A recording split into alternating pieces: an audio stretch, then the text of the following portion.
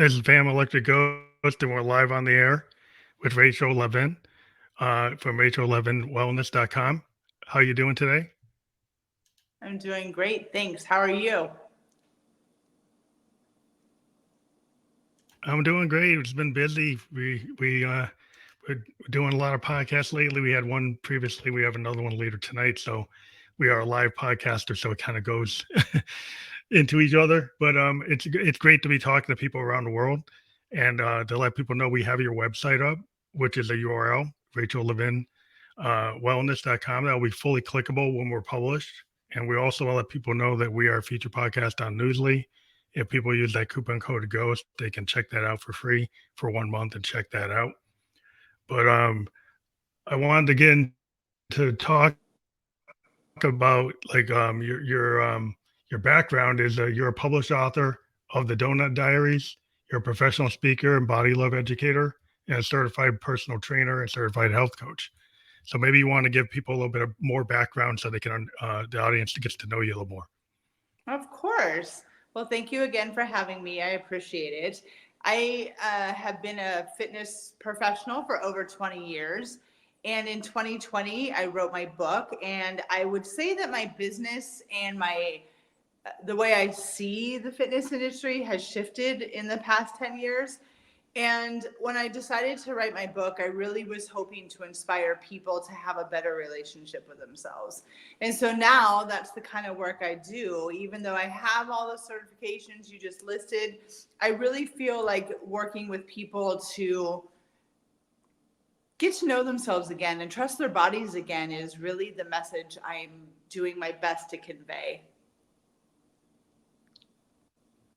Well, I think that's important because a lot of people today with the social media, especially like younger people, have all these influencers and all these social media showing them these things, and they're getting like a lot of issues with like young people who have there's unrealistic expectations because of the images on social media, and people don't is that real? Is that really right for you? And like, is that healthy?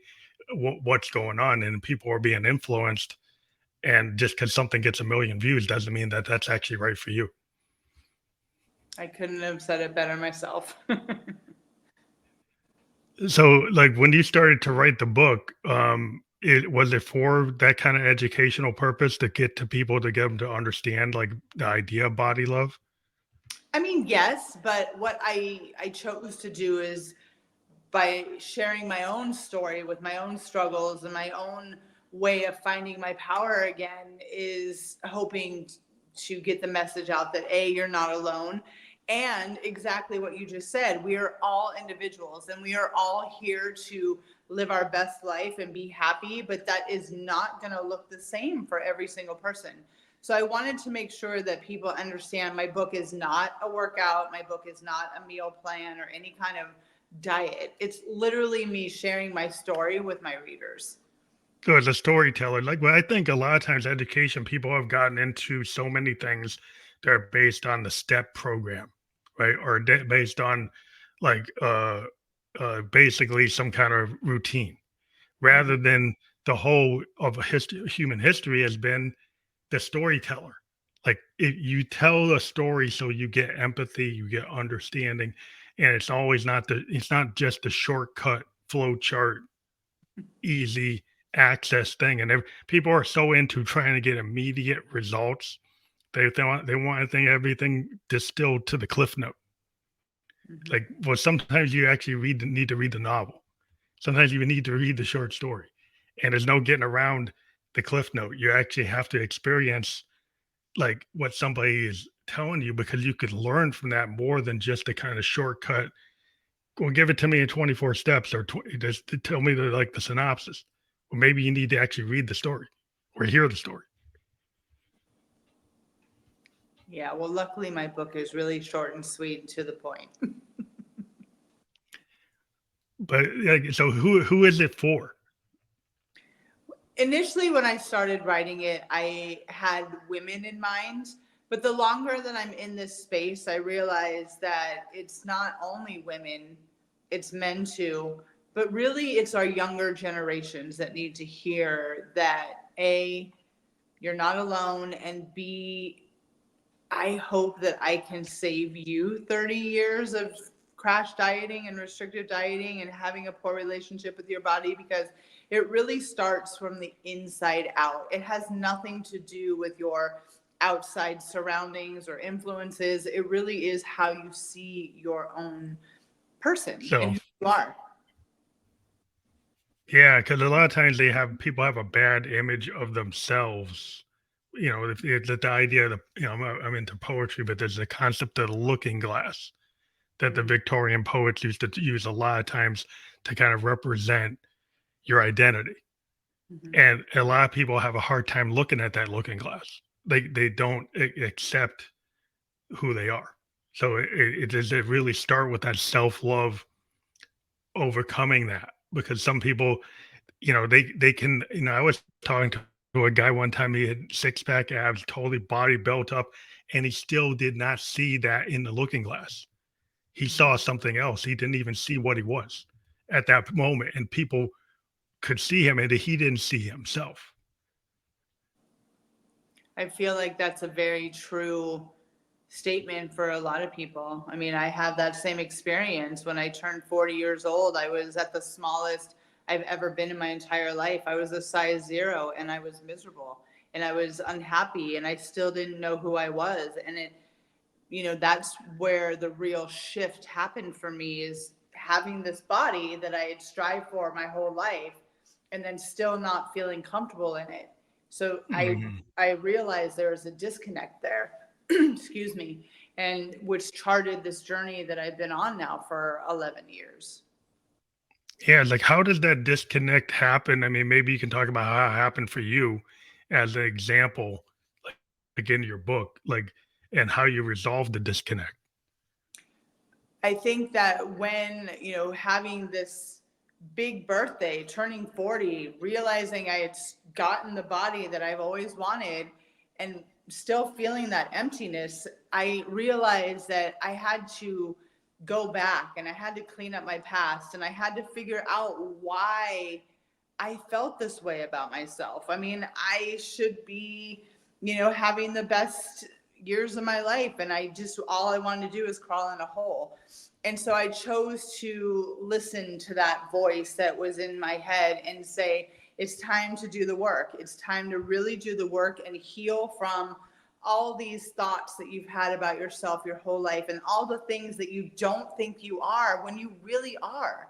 And it took some time. It took a lot of work. It took a lot of really looking inside. And there was lots of days where there were tears, but being able to feel myself getting stronger and feeling myself really starting to know who Rachel was, I think is a power that I've never experienced before. And I do realize that life is always going to be teaching me something and I'm always going to have the opportunity to learn, but I don't shut the door on that anymore the way I used to. So that to me is so worth everything I've gone through.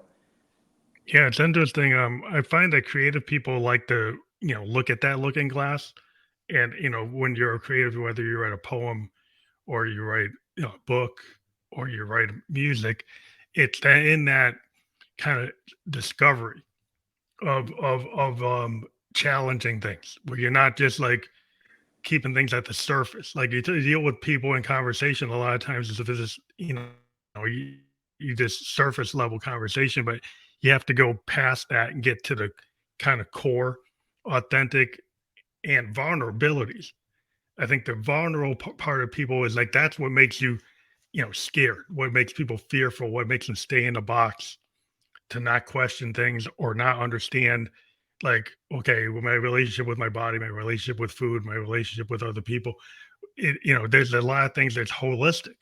A lot of things, there's multiple legs to things, and people think, well, if I just fix the outward leg, everything's gonna be fine. But if the inward leg is still unresolved and you never addressed it, you could end up being toned, six pack, looking great, and then you don't feel it because you didn't handle the mind.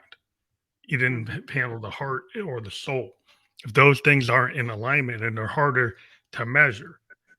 So, like, is that what you started to discover? Absolutely. I realize that I have just been dealing with the surface stuff for so long, and maybe I would, have an awakening or an awareness for one or two things, but not enough to really say that I could look myself in the eye in the mirror and say, I love you, I respect you, I trust you. It was impossible for those words to leave my lips. And Mhm. being able to do that now with such conviction and believing it is, I think, the most amazing part of my story, because I think so many of us believe that we're never going to be able to be happy. We're never going to be able to get past those traumas or those hurts. And am I saying that it was walking through a bed of flowers? Absolutely not. It was the toughest thing I've ever done. But there is, to lack of a better expression, there is a light at the end of those tunnels, those dark tunnels.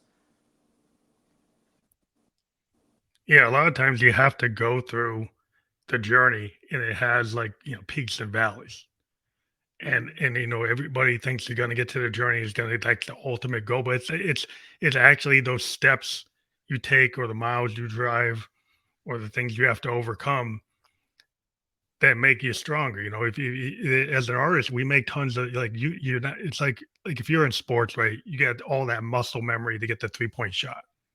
If you're a musician, to look at it, make it like it's seamless and easy, it's like 10,000 hours of playing that instrument to it, so it looks like it's easy. But everybody thinks it's like an overnight thing. No, the person probably put so much work in. There's a lot of struggle. There's calluses. There's things they did wrong. And there's all this stuff that makes it, you don't see. You don't see all the hard work. People just want to see the result, but there's a lot of work to anything you do, and it's not always easy, and it's not always perfect. There's a lot of things that are like happy accidents, or things that are struggles. I agree with you for sure. Yes. So how many years did you diet, and how did it you feel like when you were doing that, until you figured out that like that's not the full goal of what you're doing? Isn't the goal isn't the diet itself, it's something else. Right. I have been aware of my body since I was an 11-year-old girl. And I would say that my first diet probably was my early teens. And then I was on some form of a diet for the rest of my life until turning, 40. And I really, even though I had this really beautiful awakening at 40, I still restricted my food and was still healing that relationship. Excuse me. Mhm. So I have been diet free for, I want to say, 5 years now, for sure. I know Wow. that I have not but anyways, to answer your question further, I remember knowing that the diet was working for a little while because I felt different. And then the diet would stop working and all those emotions would come back. And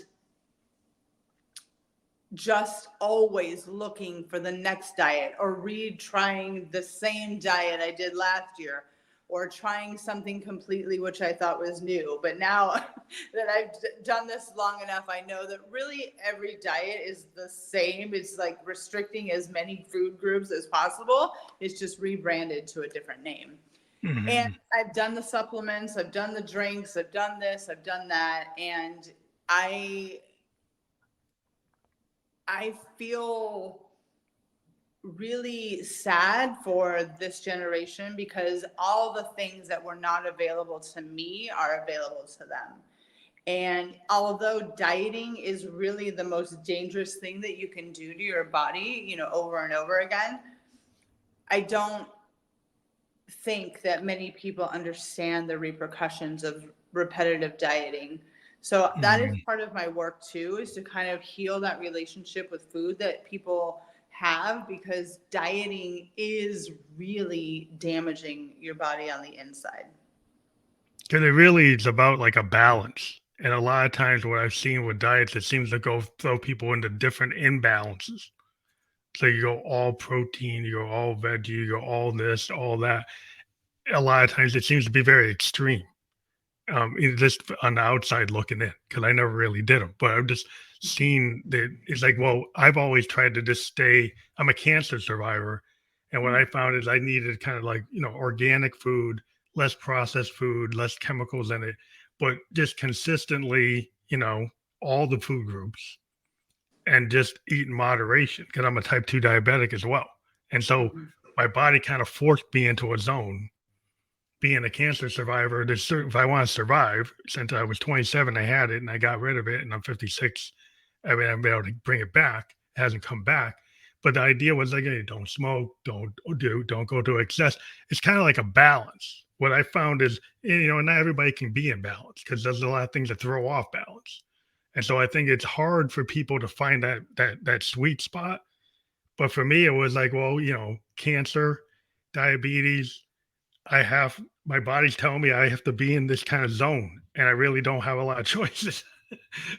you know, in order to stay stable, I have to be in the kind of sweet spot zone of a moderation and everything, um, which is where I've tried to be.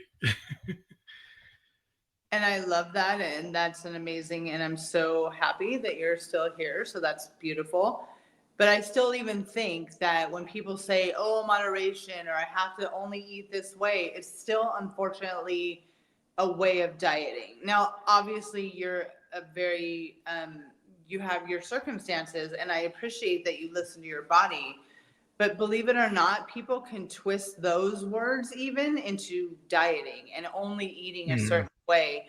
And I think what I wish that people would understand is that there are so many beautiful foods out there that offer nutrients that we really don't have to eat out of a box if we don't want to, but people do. And I get that. I was raised that way too. But instead of looking at it in the way that, well, I can only eat certain amounts of food, or I can only eat this food group. And I know that's not what you're saying. I know, but I'm just kind of piggybacking on that. Yeah, yeah, I just think that to heal your relationship with food is really the ultimate goal here. Because even people who say that they're off the diets and they're really kind of opening their mind to this way of living, of not restricting, I still hear the things in the background. It's like, well, I still have to eat this way to keep my weight down, or I still have to Mhm. eat this way. And how about total freedom? Doesn't that sound great? Yeah. Well, I think you just have to know, like if you're a diabetic, you kind of crave sugar sometimes. So like, you can't eat that box of cookies as a type 2 diabetic. You might want it, but it's Mhm. going to throw you sugar and you can have a diabetic coma. So there's certain things like this reasonable, like maybe I make my own cookie, I bake a cookie and I use lower glucose things. I use a lot of fiber. So I learn how to make and I create the act of baking and making it myself Mhm. and making it with like a lot of whole grain, less fats, less things, like you can teach yourself to enjoy like the act of baking. The Yeah. act I made it from scratch. I made it so it's low glycemic. I made it so it's high fiber, so I can actually have some of it without Uh-huh. going and feeling guilty that Yeah. it knocked my sugar up to 300 when I shouldn't have it. Right. So it's just a matter of like understanding what your body is telling you and knowing how to resolve it in a more creative way that's balanced. That's what I was trying to get at. But Okay. Yes. And I agree with that too, because I was also going to say that there are certain foods, it doesn't matter how healthy they are, may not respond well to your body. yeah, And yeah, I think it's nice that people give themselves permission to not force feed themselves healthy food when it really isn't doing your body any good. And back to the rainbow part of it, there are so many other foods that will work well with your body that you don't have to just suffer and eat only broccoli and steamed chicken. yeah. You You could know what I mean? actually have something that tastes good. Like you don't have to have food that has no taste. Like being a cook, I like to play with spices and things, right? Yeah. So like the idea like you have to suffer and have food that has no taste. of course, you know, you're never going to stick to something that doesn't have taste because it's boring. So if you just have a piece of meat with no spice on it, or even veggies that have no spices on them at all, Mm-hmm. not that you're a spicy person, but if you can't put flavor into the equation, how you're a human being, you got a palate. Like you're probably going to enjoy the variation that nature has. There's so many different things you could try.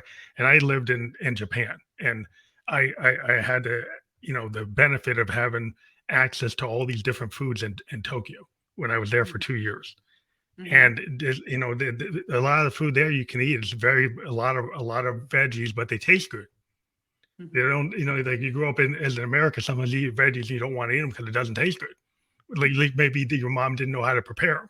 But if you actually find a place where the veggies actually taste really good and are good for you, and you have a lot of fish, and you don't have as much red meat, and you end up walking a lot or you exercise a lot, it changes like your mindset. You know, if you're not just if you have a relationship with the food and the food is not helping you because it's actually giving you too many calories and you don't exercise enough to justify eating the volume you're eating, then you can have bad results because you're not in balance. But if you find ways to, not that you want to diet, but just like find like where is your sweet spot for you, and how could you know, live in that sweet spot without like hurting yourself. Well, that comes with trusting your body. That also comes from exposing yourself like you did to other foods, other cultures, and learning how to cook is also another way to free yourself from that feeling that I can only eat this, this, and this. Because I just have, learned how to cook when I was about 38 years old. So it's only been about 10 years. Oh wow. And I feel like anything that I really crave or really want from a restaurant, I now know how to make it at home. And Mm, it's just as good.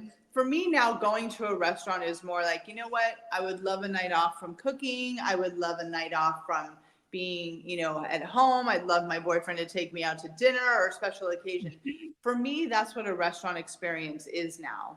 When I first moved to New York, eating out was a necessity because I had mm. literally never lived in a big city before. I had never understood how busy I was going to be. And, you eat on the run. You literally Is eat it while you're hard to shop on the like in street. New York? Is it hard to shop for yourself when there's so many restaurants and you're so busy? You probably don't have time to go to the grocery store in that kind of urban life. And maybe the grocery store is not in a place where you actually do it. You're more likely to go eat out, right? Well, in the beginning of my New York life, that's the way it was. But as I grew into cooking and Whole Foods came to town, Oh, you found it. You found the places, so you had no excuse. So you found a place where you could get it. yeah. So cooking at home, and I tell myself this all the time that I learned how to cook in a 400 square foot apartment. And if I can do that and feed myself and nourish myself, then I can really kind of do anything. Yeah, yeah, that's interesting. Yeah, 'cause I've heard that excuse, you know, and I actually was in a city that like Tokyo. Tokyo has so many restaurants you don't need to cook at all, and they're actually really good quality, and you could actually do okay. But I still had a kitchen, and I like to cook, so I would go to the grocery store, and I'd still buy food, and I wouldn't eat out all the time, even though I could.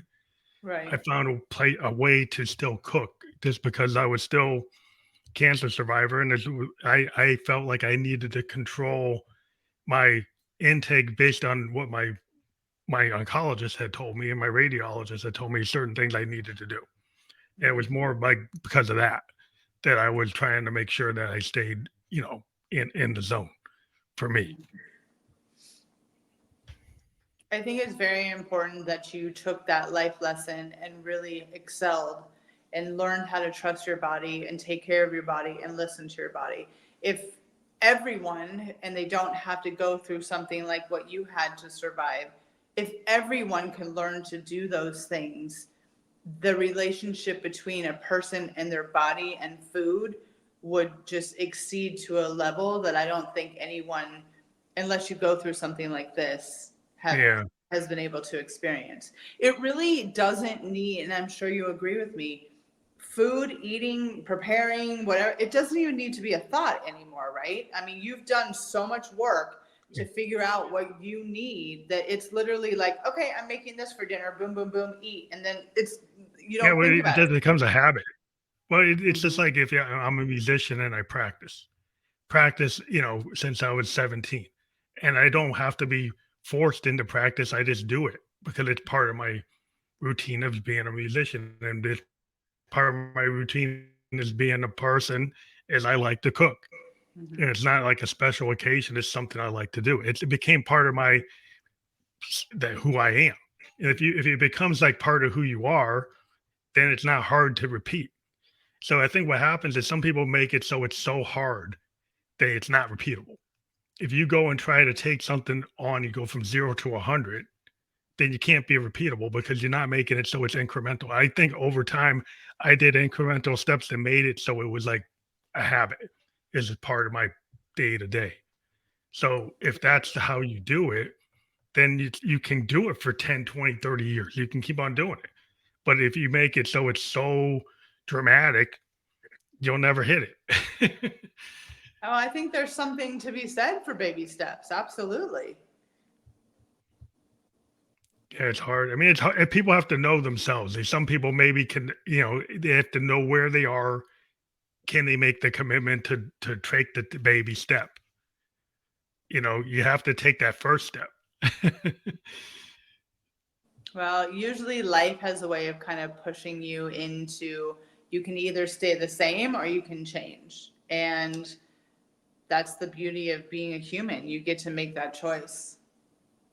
Is that something you would tell your younger self that you could have maybe made? As you get older, you find that like it's easier to take these steps that when you get the experience of life.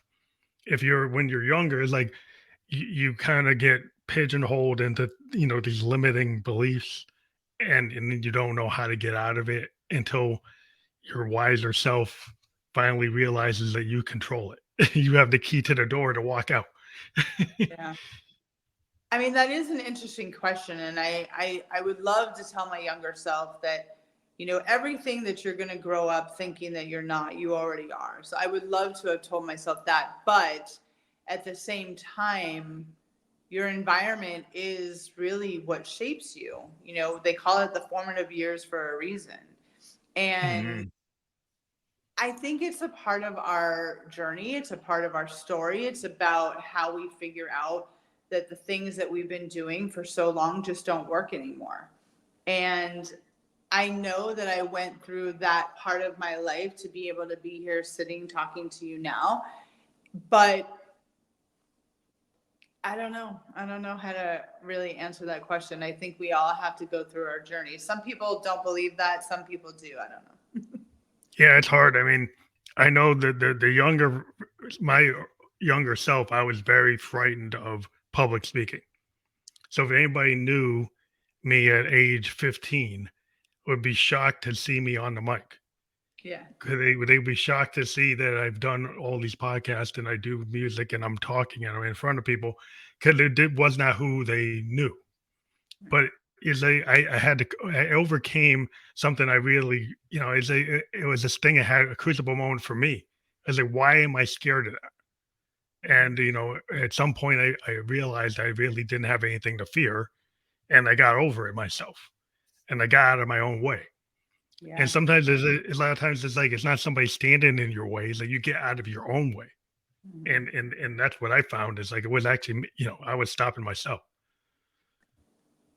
Yeah, I think we do that, don't we? We get in our own way. And I think so the fear of the unknown is just such a powerful emotion that we all kind of stay stuck until it just doesn't make sense anymore.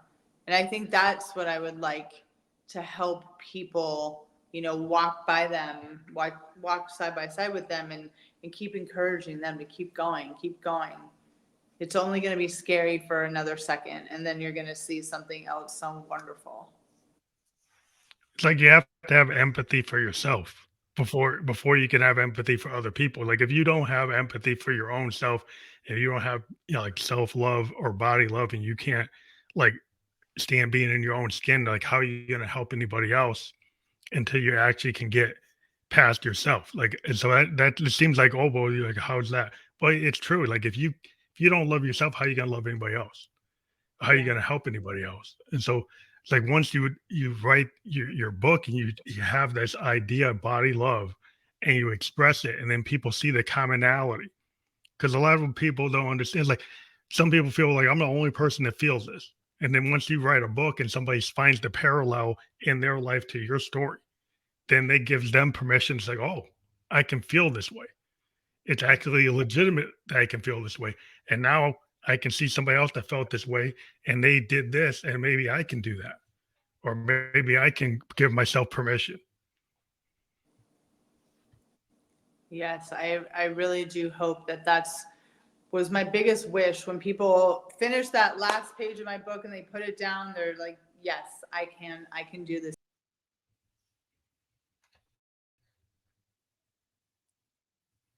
And I can do it too. Yep, you're back. But yeah, you finished that point. I think it dropped off in the middle of that. Oh, sure. I was just saying that I'm really hoping that if anyone who does read my book, that that is what they are left with, is what my point was. Yeah, I think that's really like I think the whole point of sharing and telling stories. This whole podcast has been about having people come on and tell the stories, and I encourage people to like check out your website where they can get your book from that site, right? Like if they go to RachelLavinWellness.com, is that how they access your book? Yes, or they can just go straight to Amazon. That's where it's also available. That's great. So if they clicked on that, they can go to Amazon, they can check it out and get that full story, Yeah. and so that they can really understand like how they can start to love their own body and give themselves permission to be themselves, right? Well, and have a better relationship with yourself. I mean, let's all walk back to who we really are and stop pretending to be something else. We don't need to do that. It's literally such a waste of life. It's a waste of our gift, which is our body, and it's a waste of energy, you know? Yeah. And then if you once you get past that, then you can open up the door to like living your life. Like if people go through so many things that, maybe it's not necessary. Like you're saying, like once you get past that, then you can actually open the book to your life. I They hear actually so many experience people. Oh, I'm so sorry. Sorry. no experience like what comes next instead of being in like a circular repeat loop, like Groundhog Day or Yes. something. Well, I was just gonna say, like, I love when people tell me I have so much room in my mind to think about other things than just my body. And I love to hear that because it is so true. We're so consumed with these thoughts of ourself that we don't get to enjoy life. And so when someone does tell me that and share that with me, I'm very happy. That's an awesome place to be because we're so people are so can be so creative. You can open up doors to whole new opportunities, and I think that's a really cool place to be. Yes, it is. Well, I want to thank you for being on the podcast. It's been great, and I want to let people know that we're going to create a landing page, and so people can watch or listen on whatever platform they want to by tomorrow. And we are been live on Facebook, YouTube, and Twitch, and so you can check those out. And thank you for being a guest on the Family Electric Coach podcast. Thank you so much for having me. I appreciate it. Thank you. Have a good night. You too.